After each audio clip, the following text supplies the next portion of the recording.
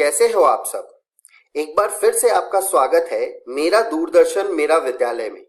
आशा करता हूँ आपको जो ये घर पर विद्यालय का अनुभव मिल रहा है आप उसे बहुत एंजॉय कर रहे होंगे और एंजॉयमेंट के साथ आपकी पढ़ाई भी हो रही होगी। आप सभी ने अपना कॉपी और कलम तो ले ही लिया होगा। तो आइए देखते हैं आज के एपिसोड में यानी एपिसोड 3 में हम क्या पढ़ेंगे। आज के एपिसोड में हम शुरुआत करेंगे कक्षा 9 के विज्ञान के पाठ गति के साथ और उसके बाद हम सामाजिक विज्ञान के इतिहास के फ्रांसीसी क्रांति के बारे में पढ़ेंगे। उसके बाद हम एक और रोचक कहानी सुनेंगे जिसका शीर्षक है चतुर चौकरी। यह कहानी बहुत मजेदार है और प्रेरक भी है। उसके बाद हम बढ़ते कदम कहानी को पढ़ेंगे जिसमें यह बताया गया है कि रीवा कैसे स्पोर्ट्स कोच बनी।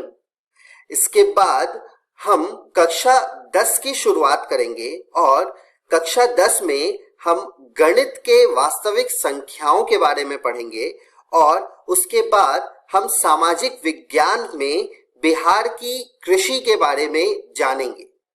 तो चलिए शुरू करते हैं आज के एपिसोड को।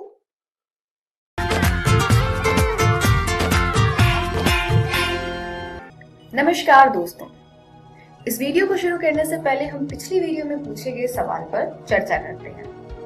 पिछली वीडियो में आपसे क्या प्रश्न पूछा गया था कि आप अपने घर से सुबह चलते हैं अपने स्कूल के लिए जो कि 4 किलोमीटर दूर है, लेकिन आप स्कूल उस रास्ते से नहीं जा सकते और आपको घूमकर जाना पड़ता है जो कि 7 किलोमीटर का पड़ता है।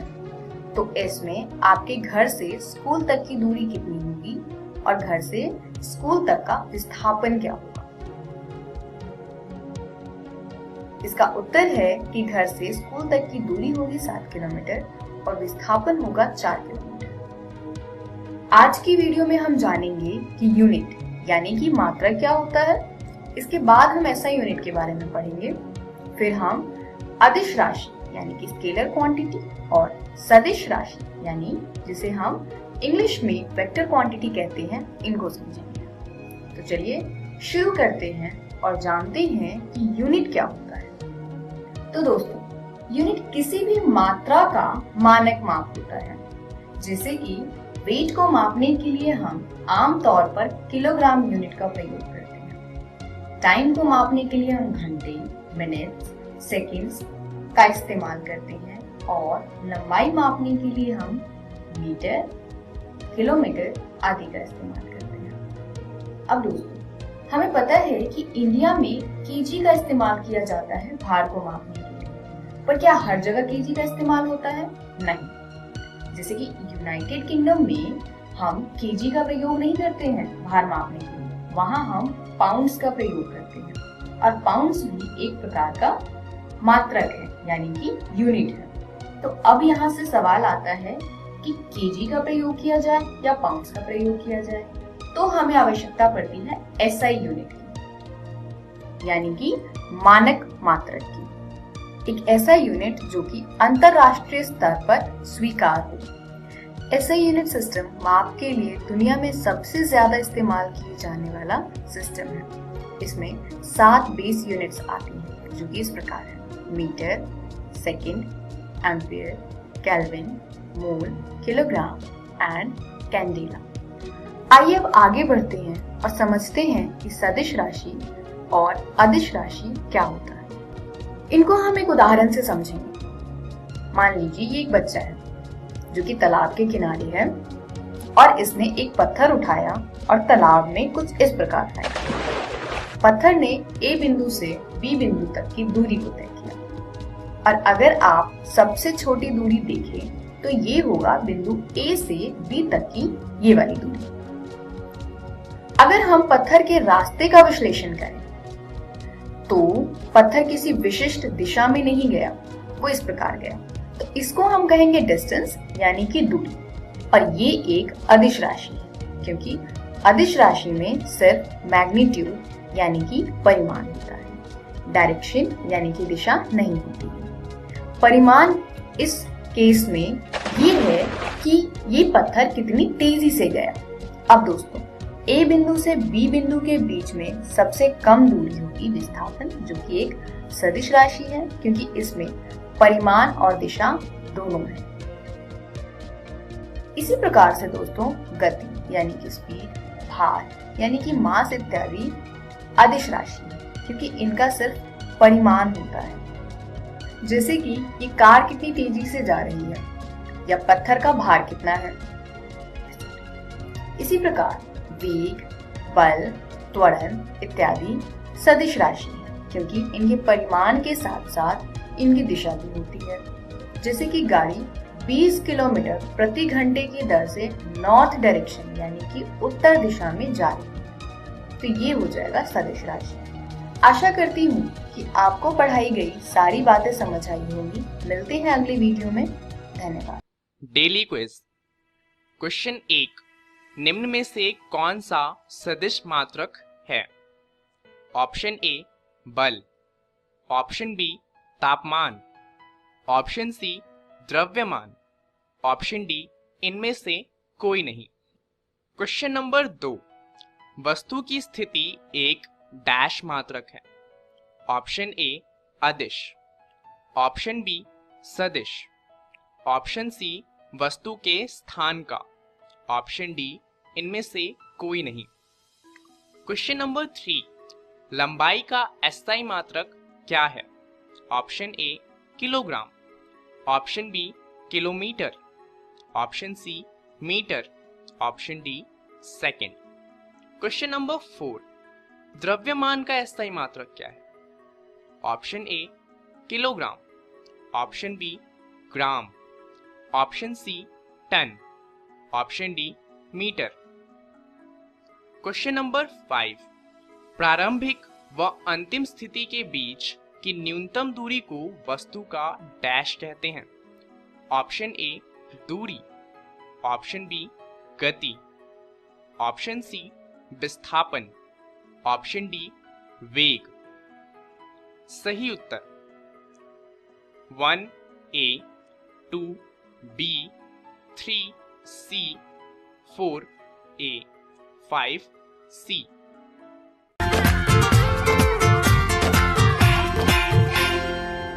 हेलो दोस्तों, आज हम पढ़ेंगे इतिहास के पाठ 3।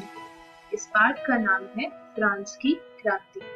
दोस्तों, इस वीडियो में हम जानेंगे कि फ्रांस की क्रांति या जिसे हम फ्रांसीसी क्रांति भी कहते हैं, उसकी विश्व के इतिहास में क्या भूमिका रही। हम ये भी जानेंगे कि इस फ्रांसीसी क्रांति के राजनीतिक, सामाजिक और आर्थिक कारण क्या थे। तो चलिए आज का पाठ शुरू करते हैं। 1789 की फ्रांस की क्रांति ने यूरोप में एक नया दौर शुरू किया। इस क्रांति के शुरू होने से यूरोप में राजतांत्रिक व्यवस्था का अंत शुरू हुआ।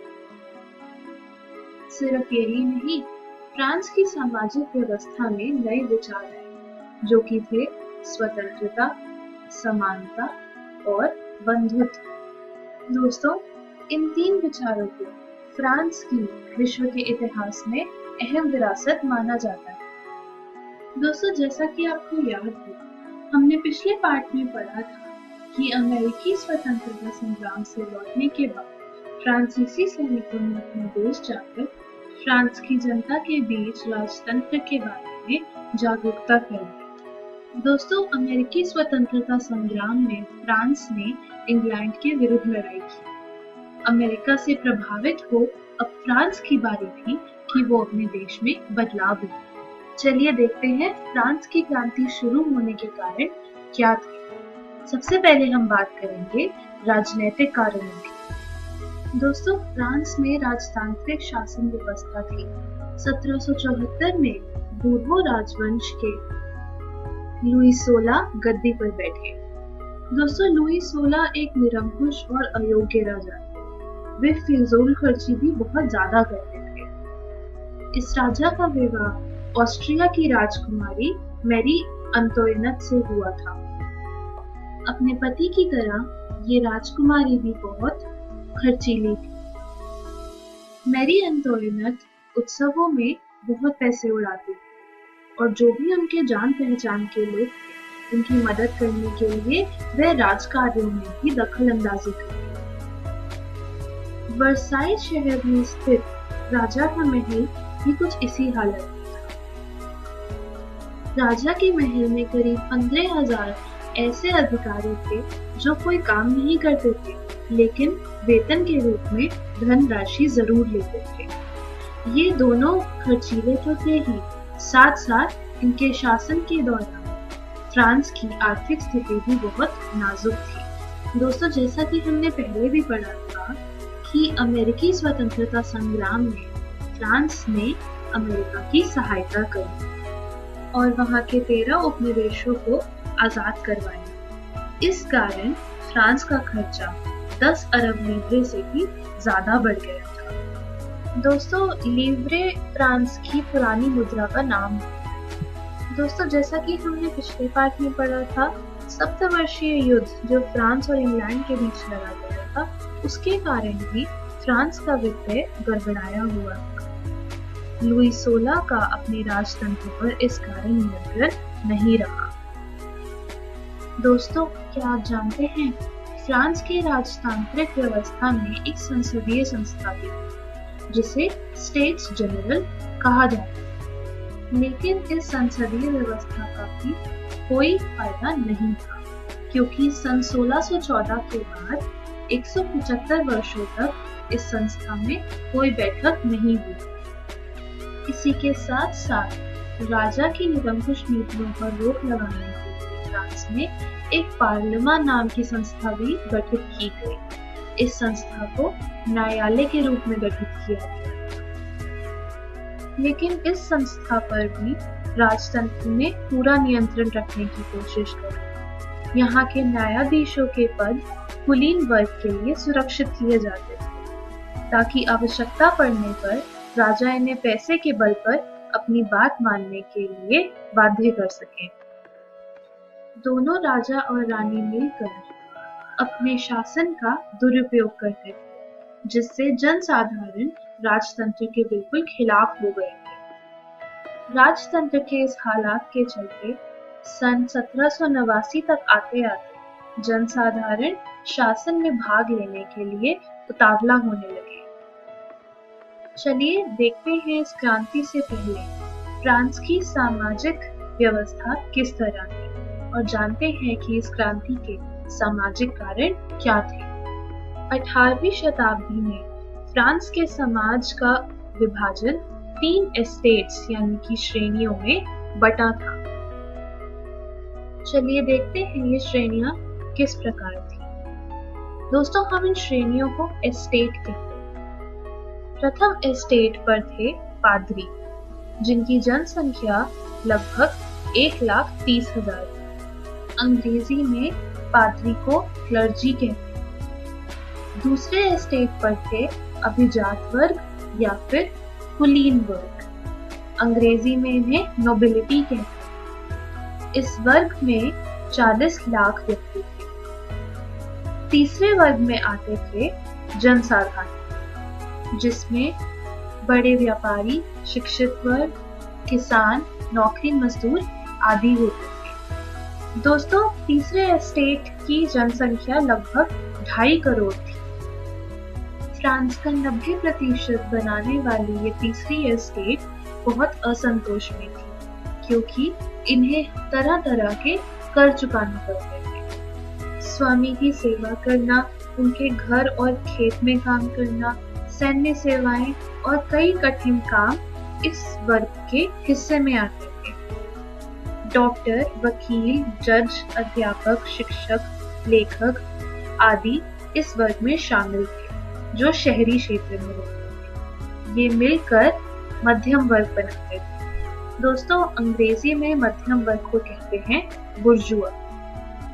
दोस्तों, इस बुर्जुआ वर्ग या मध्यम वर्ग में सबसे ज्यादा असंतोष था और इन्होंने इस क्रांति में अहम भूमिका निभाई। दोस्तों, ये मध्यम वर्ग सुयोग्य और संपन्न होते हुए भी कुलीनों जैसा सामाजिक सम्मान प्राप्त नहीं करता था। ये राजनीतिक अधिकारों से भी वंचित थे और राज्य के सभी बड़े पद कुलीनों के लिए सुरक्षित किए जाते थे। मध्यम वर्ग के साथ कुलीन वर्ग के लोग बहुत बुरा और असमान व्यवहार करते थे। इसी कारण फ्रांस की क्रांति का सबसे महत्वपूर्ण नारा समानता था, जिसे मध्यम वर्ग ने आगाज किया। दोस्तों, फ्रांस की सामाजिक स्थिति को देखते हुए वहां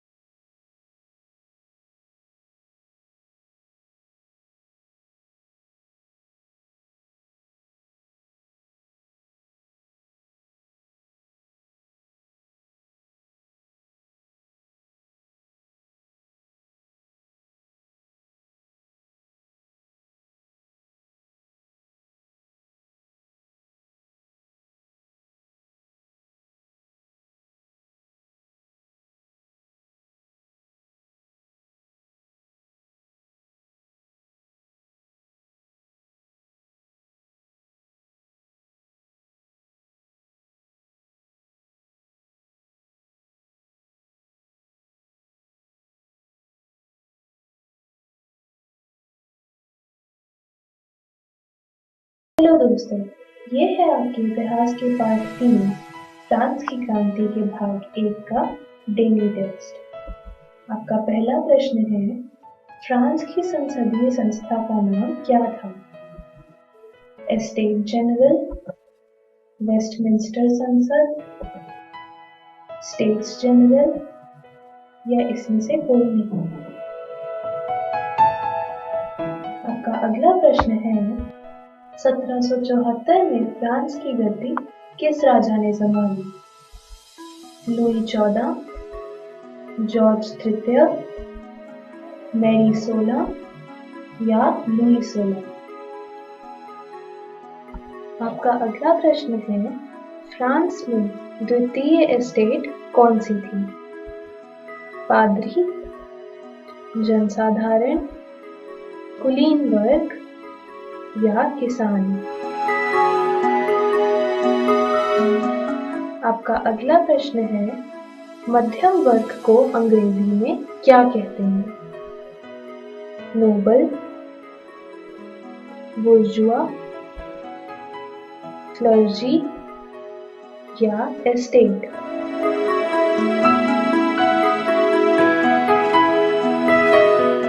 आपका अगला प्रश्न है, किसान जो कर भूमि पर चुकाते थे उसे क्या कहते थे? टिथे, टैले, स्टैम्प कर या इनमें से कोई नहीं?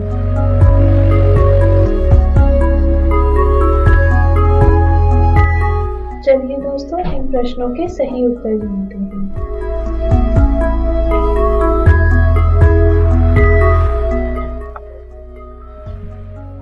धन्यवाद। कोरोना से डरे नहीं, एहतियात बरतें। वैसे तो स्वच्छता और व्यक्तिगत साफ सफाई हर समय जरूरी है, लेकिन अभी कोरोना महामारी फैलने के दौर में यह एकदम आवश्यक हो गई है।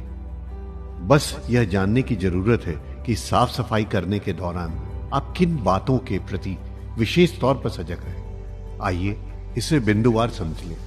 हाथ को अच्छी तरह से साबुन पानी या हैंड वॉश से कम 20 सेकंड तक धोएं या अल्कोहल सैनिटाइजर से साफ करें। होटल या किसी कार्यालय में जाएं तो वहां उपलब्ध हैंड वॉशिंग प्रोटोकॉल के अनुसार अपने हाथों को साफ करें। कोरोना संक्रमित या कोरोना संदिग्ध व्यक्ति या खांस छींक रहे व्यक्ति से कम 1 मीटर की दूरी बनाए रखें। भीड़ भाड़ में मास्क लगाए रखें या मुंह नाक को ढक कर रखें। यदि घर में कोरोना संक्रमित व्यक्ति क्वारंटाइन में है तो उसके व्यक्तिगत उपयोग की चीजों जैसे बर्तन, ग्लास, कप, तौलिया, बिस्तर का इस्तेमाल न करें। फर्श और अन्य सतहों को घर में रोजाना प्रयोग किए जाने वाले ब्लीच घोल या फिनाइल से साफ करते रहें। शौचालय को भी घर में रोजाना प्रयोग किए जाने वाले ब्लीच घोल या फिनाइल से साफ करते रहें। ऑनलाइन सामान मंगाने पर डिलीवरी करने वाले व्यक्ति नियमित आने वाले घरेलू सामान जैसे दूध, अखबार इत्यादि के लिए सुरक्षात्मक तरीके अपनाएं। बस, ट्रेन, ऑटो, टैक्सी, दुकान के काउंटर के संपर्क में आने पर भी एहतियात बरतें। जनहित में जारी राज्य स्वास्थ्य समिति बिहार। अधिक जानकारी के लिए संपर्क करें टोल फ्री नंबर 104। चलिए अब एक कहानी पढ़ते हैं जिसका शीर्षक है चतुर चौकड़ी। कभी ना कभी हमारे साथ ऐसा होता है जो हमें सोचने पर मजबूर कर देता है। एक रात मेरे साथ भी कुछ ऐसा ही हुआ। क्या लड़की, अकेले किधर जा रही है? हम छोड़ दे। मैं अकेली हूँ लेकिन कमजोर नहीं।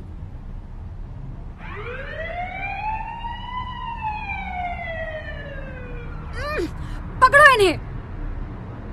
लड़कियों को परेशान करने में शर्म नहीं आती? थैंक यू मैडम, आपने सही समय पर आकर गुंडों को सबक सिखा दिया। और उसी दिन मैंने फैसला किया कि बनूंगी तो पुलिस वुमन ही बनूंगी। और फिर हम सभी ने सीखना शुरू किया। लेकिन कुछ रास्ते अलग होकर भी साथ जुड़े रहते हैं। फलक, हमें तुम्हारे पुलिसकर्मी बनने के सपने की कद्र है, लेकिन हम दोनों आत्मरक्षा अकेडमी शुरू करना चाहते हैं। और वहाँ से एक नया सफर या एडवेंचर शुरू हुआ। हमारी ट्रेनिंग पुलिस एकेडमी में होने लगी तो मेरी दोस्त एंटरप्रेन्योर बनने के रास्ते पर थी। सपने अगर सच्चे हो तो पूरे भी होते हैं, बस उसके लिए हिम्मत लगती है। जितनी ज्यादा महिलाएं पुलिस में होंगी, दुनिया उतनी ही सुरक्षित होगी। अपने आत्मसम्मान के लिए आत्मरक्षा करना जरूरी होता है। तो आइए और जुड़िए हमारी इस चतुर चौकड़ी के साथ। पुलिस वुमन की एक्टिविटी में एक 5 दिन का प्रोजेक्ट है। आप इसे 4-4 के समूहों में जाकर पूरा करेंगे। पहला दिन, क्षेत्र शोध। एक पुलिस वुमन से जाकर बात कीजिए। पूछिए उसे कि वो किस तरह पुलिस तक पहुंची और क्यों उन्हें ये नौकरी से लगाव है। उन्हें पुलिस वुमन बनने में कितना खर्चा लगा और अब क्या मुनाफा है। दूसरा दिन, और रिसर्च। पुलिस एकेडमी में क्या क्या सिखाया जाता है पता कीजिए। ये भी पता कीजिए कि पुलिस के अलावा सेल्फ डिफेंस में और क्या क्या करियर बनाए जा सकते हैं। तीसरा दिन, पुलिस स्टेशन की जानकारी। पुलिस स्टेशन में कौन से लोग आते हैं और किस तरह की सहायता चाहते हैं। लोगों से बात कीजिए और पता लगाइए कि एक अच्छी पुलिस ऑफिसर कैसी होती है। चौथा दिन, दल के साथ मीटिंग। अपनी टीम के साथ ये तय करें कि आगे और शोध की जरूरत है या आपके पास सारी जानकारी है और जानकारी की जरूरत हो तो फिर शोध कीजिए। 5वां दिन, प्लान बनाना। साथ आकर अपना प्लान बनाइए और आगे टीचर को दीजिए।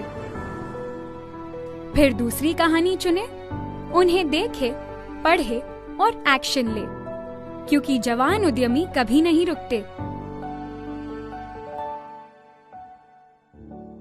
अब एक और कहानी देखते हैं, बढ़ते कदम, जिसमें हम जानेंगे कि रीवा स्पोर्ट्स कोच कैसे बनती है।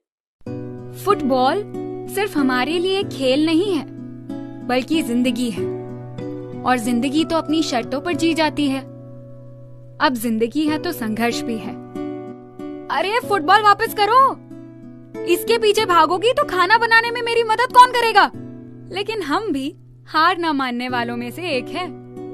Never give up. फिर चाहे समस्या छोटी हो या बड़ी।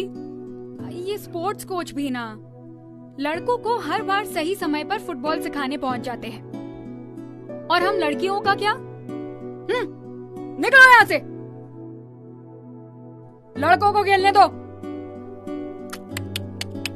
पिंकी, ये छोटे कपड़े पहनकर खेलना, बाहर जाना मुझे पसंद नहीं है। लोग क्या कहेंगे? किसी ने छेड़छाड़ की तो कौन जवाब देगा? वो टीम ही क्या जो मुश्किलों में बिखर जाए। टीम वर्क के भी कुछ मायने हैं। लगातार अभ्यास और सेल्फ डिसिप्लिन से कोई भी मुश्किल आसान हो सकती है, लेकिन हमारा मुकाबला सिर्फ लोगों से नहीं, बल्कि क्लाइमेट चेंज से भी था। हम ईमानदार थे तो हमारे साथ लोग जुड़ते चले गए। दिल तो हम जीत ही रहे थे। अब मैच जीतने की बारी थी और हम जीते। मुश्किलें कितनी भी हो, उनके लिए रिस्क तो उठाना ही पड़ता है। उसके बाद ही परिवर्तन आता है। फिर चाहे बात आपकी जिंदगी की हो या फिर समाज की। ये है हमारी कहानी और मैं हूँ रीवा, एक फुटबॉल खिलाड़ी और स्पोर्ट्स कोच। बढ़ते कदम 5 दिन का प्रोजेक्ट है। आप इसे 4-4 के ग्रुप में जाकर पूरा करेंगे। पहला दिन, क्षेत्र में शोध। स्पोर्ट्स कोच के पास जाइए, उनसे उनके कौशलों के बारे में पूछे। उनसे जानिए कि स्पोर्ट्स कोच का जीवन कैसा होता है। यदि वो इस काम को व्यवसाय के तौर पर चुनते हैं तो इस क्षेत्र में क्या क्या संभावनाएं हैं। ये देखें कि कितनी महिला कोच है और कौन से खेलों में, इसकी सूची भी बनाइए। सारी जानकारी के नोट्स बनाना और फोटो लेना ना भूलें। दूसरा दिन, क्षेत्र में फिर से शोध। स्पोर्ट्स कोच से जाकर पूछे कि वे कौन सा खेल सिखाते हैं। क्या वे सभी उम्र के लोगों को सिखाते हैं? क्या महिलाओं के लिए उनका कोई स्पेशल बैच है? आपको क्यों लगता है कि महिलाओं का इस क्षेत्र में होना जरूरी है? तीसरा दिन, एक दल बनाकर अलग अलग खेलों के स्पोर्ट्स कोच से मिलने जाइए और उनसे पूछे कि उन्होंने स्पोर्ट्स कोच बनाने के लिए कौन सा कोर्स किया, कहाँ किया, कितनी फीस लगी, कितना समय लगा। चौथा दिन, एक स्पोर्ट्स एकेडमी के मालिक के पास जाइए और उनसे पूछिए कि वो अपने व्यवसाय कैसे चलाते हैं। पूंजी, मुनाफा, कर्मचारी और वेतन, हर चीज के बारे में जानकारी ले। पांचवा दिन, अब मिली हुई जानकारी के आधार पर अपनी व्यवसाय योजना बनाकर अपनी शिक्षिका को मूल्यांकन के लिए दीजिए। इसके बाद आपको गेट अ प्लान की अगली कहानी देखनी है और उसकी शोध योजना को अमल में भी लाना है, क्योंकि एक सच्चा खिलाड़ी योजना को सच बनाने में यकीन रखता है।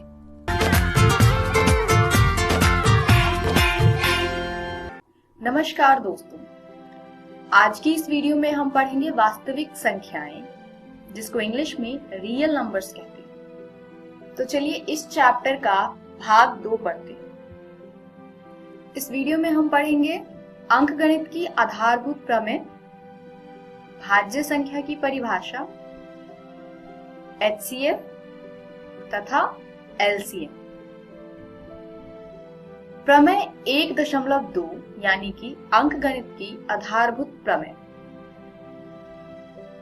प्रत्येक भाज्य संख्या को अभाज्य संख्याओं के एक गुणनफल के रूप में व्यक्त यानी गुणनखंडित किया जा सकता है तथा यह गुणनखंड अभाज्य गुणनखंडों के आने वाले क्रम के बिना अद्वितीय होता है। तो इसका अर्थ क्या है? इसका अर्थ है किसी भाज्य संख्या को अगर हम गुणनखंडित करें यानी उसके अभाज्य संख्याओं के गुणनफल के रूप में व्यक्त करें तो ये अभाज्य संख्याओं का गुणनफल अद्वितीय होता है। यानी जैसे 6 का गुणनखंडित करें हम तो 2 गुने में 3, तो 6 को गुणनखंडित करने पर हर बार 2 गुने में 3 ही आएगा। एक प्राकृतिक संख्या का अभाज्य गुणनखंडन उसके गुणनखंडों के क्रम को छोड़ते हुए अद्वितीय होता है। यानी किसी प्राकृतिक संख्या का भी अभाज्य गुणनखंड अद्वितीय होता है। चलिए अब देखते हैं इस प्रमेय में प्रयोग होने वाले भाज्य संख्या की परिभाषा। भाज्य संख्या ऐसी संख्याएं जो एक और स्वयं के अलावा भी किसी दूसरी संख्या से विभाज्य हो जाए, ऐसी संख्याएं भाज्य संख्याएं कहलाती हैं। जैसे प्रथम कुछ भाज्य संख्याएं हैं 4, 6, 8, 9, 10, 12, 14, 15 तथा 16 ऐसे।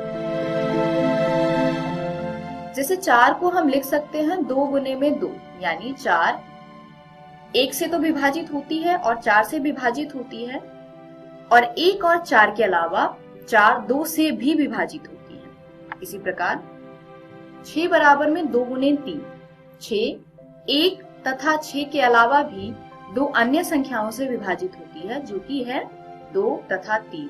तो ऐसी संख्याएं भाज्य संख्याएं कहलाती हैं। चलिए प्रश्न देखते हैं। संख्याओं 26 और 91 के अभाज्य गुणनखंडन विधि से HCF और LCM ज्ञात कीजिए। तो चलिए दोस्तों इस प्रश्न का हल निकालते हैं। सबसे पहले हमने 26 का अभाज्य गुणनखंड किया जो है 2 गुने में 13। इसके बाद हम 91 का अभाज्य गुणनखंड करेंगे, वो है 7 गुने में 13। अब इन दोनों में ही 13 जो है वो सामान्य है यानी कॉमन है, तो HCF जो है 26 और 91 का वो हो जाएगा 13 तथा LCM होगा 26 और 91 का 2 गुने में 13 गुने में 7। चलिए देखते हैं कैसे आया। अभाज्य गुणनखंड हमारे पास कुछ इस प्रकार था, 26 बराबर 2 गुने 13 तथा 91 बराबर में 7 गुने में 13। तो हमने पहले लिखा ये 2 गुने में जो दोनों में ही समान है जो कि HCF है इसका, वो गुने में बचा हुआ 7। इस प्रकार हमने सभी संख्याओं को लिख लिया है। बस जो सामान्य है यानी कॉमन संख्याएं जो है उसको एक बार लिखना है। इस सबको गुना करने पर 182 आता है। तो 182 LCM है 26 तथा 91। ध्यान दीजिए 26 तथा 91 का HCF बराबर है 13 यानी संख्याओं में प्रत्येक उभयनिष्ठ अभाज्य गुणनखंड की सबसे छोटी घात का गुणनफल। इसी प्रकार LCM 26 और 91 का है 2 गुने में 7 गुने में 13 जो कि बराबर है 182 के। वो क्या है? वो है संख्याओं में संबंध प्रत्येक अभाज्य गुणनखंड की सबसे बड़ी घात का गुणनफल। यानी HCF होता है जो उभयनिष्ठ अभाज्य गुणनखंड है तथा LCM होता है प्रत्येक अभाज्य गुणनखंड की सबसे बड़ी घात का गुणनफल। अगला प्रश्न देखते हैं। संख्याओं 12, 15 और 21 के अभाज्य गुणनखंडन विधि से HCF और LCM ज्ञात कीजिए। चलिए हल देखते हैं। 12 का अभाज्य गुणनखंड है 2 गुने में 2 गुने में 3। 15 का अभाज्य गुणनखंड है 3 गुने में 5 तथा 21 का अभाज्य गुणनखंड होगा 3 गुने में 7। अब आप देख सकते हैं कि तीनों में ही 3 उभयनिष्ठ है यानी HCF 12, 15, 21 का होगा 3। चलिए LCM देखते हैं। LCM के लिए हमने तीनों संख्याओं का भाज्य गुणनखंड लिख लिया है। तो LCM आएगा 2 गुने में 2 गुने में 3 गुने में 5 गुने में 7, जो कि आएगा 420। इसमें हमने क्या किया है, 2, फिर ये 2 हमने लिखा है, 3 जो तीनों में ही कॉमन है यानी वो वैनिश्ड है, उसको एक बार लिखा है। 5 की सबसे बड़ी घात 1 है यानी एक बार 5 आया है तो 5 लिखा है। गुने में 7, 7 भी सिर्फ एक बार आया है तो हमने 7 लिखा है। तो आप देख सकते हैं इसमें 12 में 2 की सबसे बड़ी घात 2 है तो हमने 2 को 2 बार लिखा है। गुने में 3 की सबसे बड़ी घात 1 है तो हमने 1 बार लिखा है गुने में। 5 की सबसे बड़ी घात 1 है तो 5 भी 1 बार लिखा है, तथा 7 की सबसे बड़ी घात 1 है तो 7 को भी 1 बार लिखा है। इस प्रकार एलसीएम का मान आया है 420। चलिए देखते हैं 2 धनात्मक पूर्णांकों ए और बी तथा उसके एचसीएफ और एलसीएम के बीच में संबंध। किन्हीं 2 धनात्मक पूर्णांकों ए और बी के लिए ए और बी का एचसीएफ गुने में ए और बी का एलसीएम बराबर होता है ए गुने में बी। तो यह एक सूत्र है जिसको आप अपनी नोटबुक में लिख लीजिए। इस सूत्र पर आधारित एक प्रश्न देखते हैं। 306 तथा 657 का एचसीएफ 9 दिया है तथा हमें ज्ञात करना है 306 तथा 657 का एलसीएम। तो इस प्रश्न में हमें दोनों संख्याएं दी हुई है तथा दोनों संख्याओं का एचसीएफ दिया हुआ है, हमें इसका एलसीएम निकालना है। तो इसका सॉल्यूशन देखते हैं। हम इसमें सूत्र का प्रयोग करेंगे जो सूत्र हमने पिछली स्लाइड में किया था, जो है एचसीएफ ऑफ ए और बी गुने में एलसीएम ऑफ ए और बी बराबर में ए गुने में बी। अब अगर हम इस सूत्र में दिए हुए मान को रखते हैं तो हमें मिलेगा 306 तथा 657 का एचसीएफ गुने में 306 तथा 657 का एलसीएम बराबर होगा 306 गुने में 657।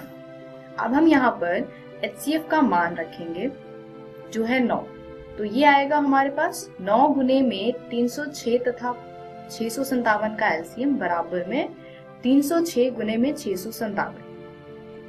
यहाँ हम सॉल्व करेंगे इसको आगे तो हमें प्राप्त होगा दोनों संख्याओं का एलसीएम बराबर में 306 गुने में 657 बटे में 9।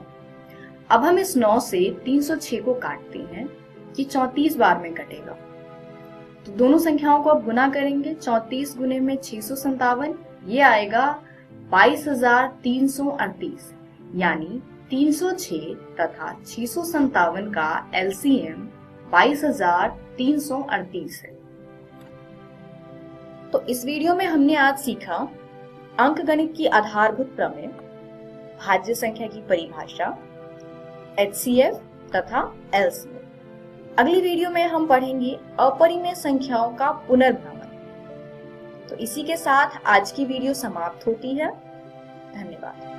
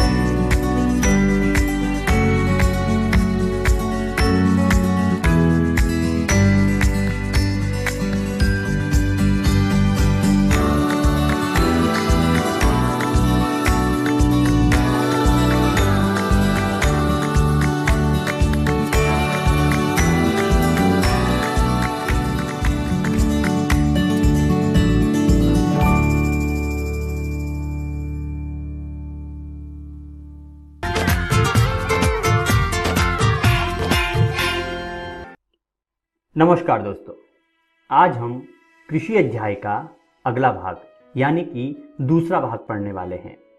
पिछले भाग में हमने भारत में कृषि के महत्व को जानते हुए कृषि की विशेषताओं पर चर्चा की थी। आज के इस अध्याय में हम उसी कड़ी को आगे बढ़ाएंगे और पढ़ेंगे कृषि के प्रकार। कृषि के प्रकारों में प्रारंभिक जीविका कृषि, गहन जीविका कृषि और वाणिज्यिक कृषि के बारे में चर्चा करेंगे। उसके उपरांत फसल प्रारूप, इसके अंतर्गत रबी की फसल, खरीफ की फसल और जायद की फसलों के बारे में चर्चा करेंगे। तो चलिए शुरू करते हैं आज का अध्याय। दोस्तों, कृषि आदिकाल से किया जाने वाला आर्थिक क्रियाकलाप है। भारत में पाए जाने वाली विविध भौगोलिक और सांस्कृतिक परिस्थिति ने कृषि तंत्र को समय के अनुरूप प्रभावित किया है। इस तरह भारत में कई प्रकार की कृषि की जाती है। उनमें प्रमुख हैं प्रारंभिक जीविका कृषि। दोस्तों, प्रारंभिक जीविका कृषि यह अति प्राचीन काल से की जाने वाली कृषि का तरीका है। इसमें परंपरागत तरीके से भूमि पर खेती की जाती है। खेती के औजार भी काफ़ी परंपरागत हैं, जैसे लकड़ी का हल, कुदाल और खुरपी। इससे जमीन की जुताई गहराई से नहीं हो पाती। इसमें जैसे तैसे बीजों को बो दिया जाता है और फसल पकने पर उसे काट लिया जाता है। कृषि में आधुनिक तरीके से किए जाने वाले निवेश का अभाव रहता है, इसलिए उपज भी कम ही होती है। दोस्तों, इस तरह की प्रारंभिक कृषि में प्रति इकाई उत्पादन कम होता है। कर्तन दहन प्रणाली भी इसी प्रकार की प्रणाली है। इसमें किसान खेती के टुकड़े पर उगी हुई जंगली घास या वनस्पति को काट देता है और उसे जलाकर साफ कर देता है और तब उसमें फसल बोता है। इस तरह की खेती में उत्पादन अपनी जीविका चलाने के लिए किया जाता है। जब खेत की उर्वरता समाप्त हो जाती है तो किसान उस जगह को छोड़कर दूसरी जगह खेती करने चले जाते हैं। उत्तर पूर्वी राज्यों में इस तरह की खेती को झूम कृषि कहा जाता है और कुछ क्षेत्रों, मुख्य रूप से अंडमान निकोबार द्वीप समूह में इसे दीपा के नाम से जाना जाता है। दोस्तों, इसके बाद की कृषि है गहन जीविका कृषि। यह कृषि देश के अधिकांश हिस्सों में की जाती है, जहां भूमि पर जनसंख्या का दबाव अधिक रहता है। वहां पर इस प्रकार की कृषि पद्धति को अपनाया जाता है। दोस्तों, इस कृषि में श्रम की आवश्यकता बहुत अधिक होती है। परंपरागत कृषि कौशल का भी इसमें भरपूर उपयोग किया जाता है। दोस्तों, गहन जीविका कृषि में मुख्य रूप से धान की खेती की जाती है। जनसंख्या अधिक होने की वजह से अधिक उत्पादन भी जनसंख्या के लिए कम ही पड़ता है। यही कारण है कि किसान अपनी फसल का व्यापार नहीं कर पाते। अगली कृषि है व्यापारिक कृषि। नाम के अनुरूप ही इसमें फसलें व्यापार के लिए उपजाई जाती हैं। यही कारण है कि इस कृषि में अधिक पूंजी, आधुनिक कृषि तकनीक का निवेश किया जाता है अथवा किसान अपनी लगाई गई पूंजी से अधिकाधिक लाभ प्राप्त करने का प्रयास करते हैं। इन आधुनिक तकनीकों में अधिक पैदावार देने वाले परिष्कृत बीज, रासायनिक खाद और रासायनिक कीटनाशक आदि का उपयोग किया जाता है। इस कृषि पद्धति को भारत में हरित क्रांति के फलस्वरूप व्यापक रूप से पंजाब और हरियाणा में अपनाया गया है। दोस्तों, रोपण कृषि भी इसी प्रकार की एक व्यापारिक कृषि है। इस कृषि में उद्योग की भांति मैनेजर तथा मजदूरों की व्यवस्था होती है। इसमें प्राप्त उत्पादन उद्योग में कच्चे माल के रूप में प्रयोग में लाया जाता है। भारत में चाय, कॉफ़ी, रबर, गन्ना, केला आदि रोपण फसलें हैं। चलिए दोस्तों, अब फसल प्रारूप की बात करते हैं। भारत में भौतिक विविधता सांस्कृतिक विविधता को जन्म देती है। यह विविधता यहाँ उपजाए जाने वाले विविध फसलों, उनके प्रारूप पद्धतियों में परिलक्षित होता है। यहाँ विभिन्न प्रकार की खाद्यान्न फसलें, दलहन, तिलहन, पेय फसलें, रेशे वाली फसलें, फल सब्जियाँ इत्यादि उगाई जाती हैं।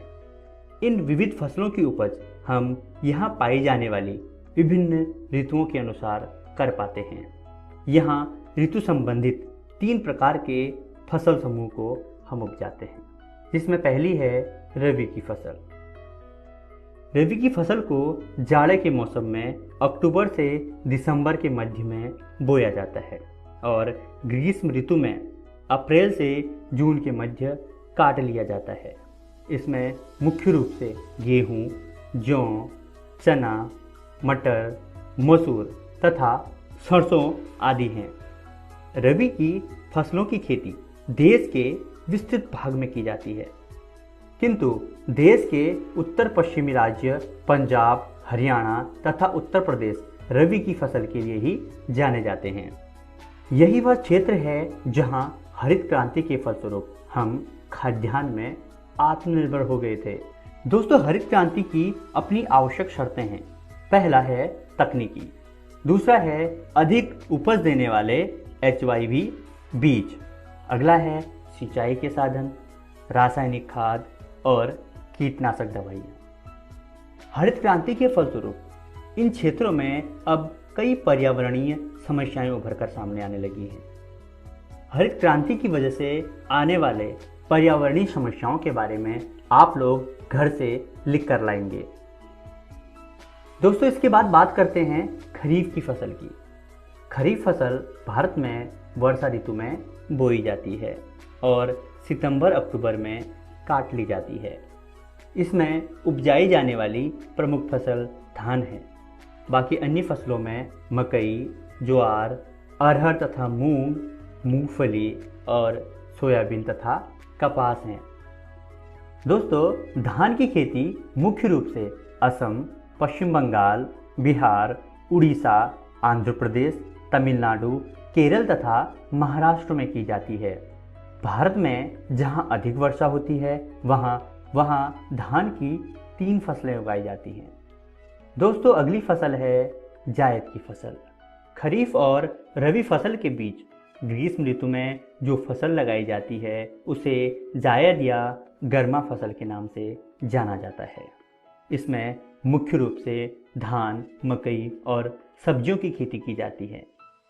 दोस्तों, भारत में 100 सेंटीमीटर से अधिक वर्षा वाले क्षेत्रों में चावल की खेती होती है और 100 सेंटीमीटर से कम वर्षा वाले क्षेत्र में गेहूं की खेती की जाती है। भारत में कुछ शुष्क क्षेत्र भी है जहां पर ज्वार, बाजरा, मूंगफली, तिलहन और दाल प्रमुख फसल हैं। चलिए दोस्तों, अब देखते हैं इस वीडियो में हमने क्या क्या सीखा। आज की इस वीडियो में हमने कृषि के प्रकारों में प्रारंभिक जीविका कृषि, गहन जीविका कृषि, वाणिज्यिक कृषि के बारे में चर्चा की और फसल प्रारूपों में रबी की फसल, खरीफ की फसल और जायद की फसल की चर्चा की। अगली वीडियो में हम इसी अध्याय का अगला भाग पढ़ेंगे। इसके अंतर्गत भारत की मुख्य फसलें चावल और गेहूं की चर्चा करेंगे। इसके साथ साथ हम मोटे अनाजों को भी जानने की कोशिश करेंगे। आशा करते हैं आपको यह वीडियो बहुत पसंद आई होगी। तो मिलते हैं अगली वीडियो में। धन्यवाद। कृषि। पहला प्रश्न है, अति प्राचीन काल से चली आ रही कृषि के तरीके को क्या कहते हैं? प्रारंभिक जीविका कृषि, गहन जीविका कृषि, वाणिज्यिक कृषि, इनमें से कोई नहीं। प्रारंभिक जीविका निर्वाह कृषि में किस प्रकार के औजारों का प्रयोग किया जाता है? लकड़ी के हल, कुदाल, उपरोक्त दोनों में से कोई नहीं। कर्तन दहन प्रणाली को मेघालय में किस नाम से जाना जाता है? पलामू, झूम, दीपा, इनमें से कोई नहीं। रबी की फसल को किस समय बोया जाता है? अक्टूबर दिसंबर में, अप्रैल जून में, उपरोक्त दोनों में से कोई नहीं। खरीफ की मुख्य फसल कौन सी है? गेहूं, धान, उपरोक्त दोनों में से कोई नहीं। इनके सही उत्तर हैं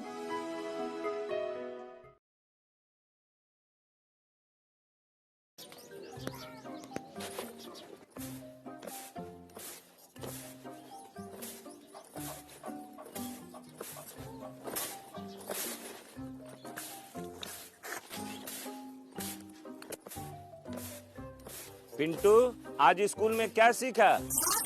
आज स्कूल में क्या सीखा? पापा वो कोई नहीं, तू अपनी कॉपी ला, हम खुद ही देख लेंगे। देख लेंगे, समझ लेंगे। क्या देख लेंगे और क्या समझ लेंगे? जाइए भैंसिया को चारा देकर आइए।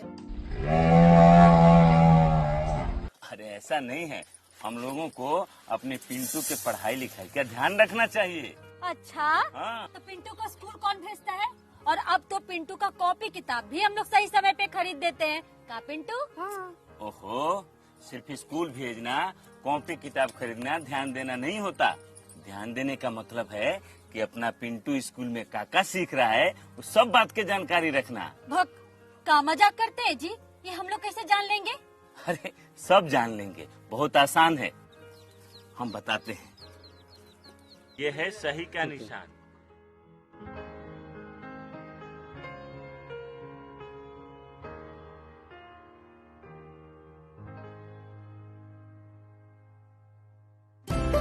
आइए हम मिलकर अपने बच्चों के भविष्य को एक नई उड़ान दें। आज हम पूछेंगे तो कल ये सीखेंगे। कोरोना वायरस जैसी महामारी से बचाव के लिए देश भर में लॉकडाउन है। बच्चों को सुरक्षित रखने के लिए विद्यालय बंद किए गए हैं। इस परिस्थिति में आपका मोबाइल ही आपका विद्यालय बन सकता है। जी हाँ, बिहार सरकार के शिक्षा विभाग ने यूनिसेफ और इकोवेशन के साथ मिलकर उन्नयन ऐप मेरा मोबाइल मेरा विद्यालय की शुरुआत की है। इस ऐप पर आप कक्षा 6 से 12 तक के पाठ्यक्रम को पढ़ सकते हैं। सिर्फ पढ़ ही नहीं सकते, बल्कि आपको पढ़ते समय अगर किसी भी तरह की कोई परेशानी आती है या फिर मन में कोई सवाल आता है तो इस ऐप पर आप अपने सवाल भी पूछ सकते हैं, जिसका जवाब उस विषय के विशेषज्ञ द्वारा दिया जाएगा। तो प्ले स्टोर से अभी डाउनलोड करें उन्नयन ऐप मेरा मोबाइल मेरा विद्यालय और अपने मोबाइल से ही अपने विद्यालय का अनुभव पाएं, वो भी बिल्कुल निशुल्क। घर पर रहें, सुरक्षित रहें, स्वस्थ रहें, पढ़ते रहें, आगे बढ़ते रहें, क्योंकि चाहे कोई भी स्थिति हो, शिक्षा हर बच्चे का अधिकार है। बिहार शिक्षा परियोजना की एक पहल। आशा करता हूं कि आज के एपिसोड में आपको जो भी बातें बताई गई हो उसे आप समझ पाए होंगे और जरूरी बातों को अपनी कॉपी में नोट भी किया होगा। आपको एपिसोड के शुरुआत में भी बोला गया था कि आप अपने सवालों को भी नोट कीजिएगा। आप इन सभी सवालों को उन्नयन ऐप पर पोस्ट करके अपना जवाब पा सकते हैं और यदि आपके पास मोबाइल या इंटरनेट नहीं है तो आप स्क्रीन पर दिए गए नंबर पर भी अपना सवाल पूछ सकते हैं। नंबर नोट कीजिए। पहला नंबर है 970-951-9929 और दूसरा नंबर है 9025592475। आप हमें ईमेल भी कर सकते हैं। ईमेल आईडी नोट कर लीजिए, biharunnyan@gmail.com biharunnyan@gmail.com biharunnyan@gmail.com। तो बच्चों, मिलते हैं अगले एपिसोड में, जिसमें हम कुछ और रोचक पाठ को पढ़ेंगे जो कि कक्षा 9 और कक्षा 10वीं के होंगे। और आज की तरह हम कुछ कहानियां भी देखेंगे, कुछ प्रेरक कहानियां। मेरा दूरदर्शन मेरा विद्यालय के आज के एपिसोड में इतना ही। घर पर रहें, सुरक्षित रहें और पढ़ते रहें। बाय बाय बच्चों।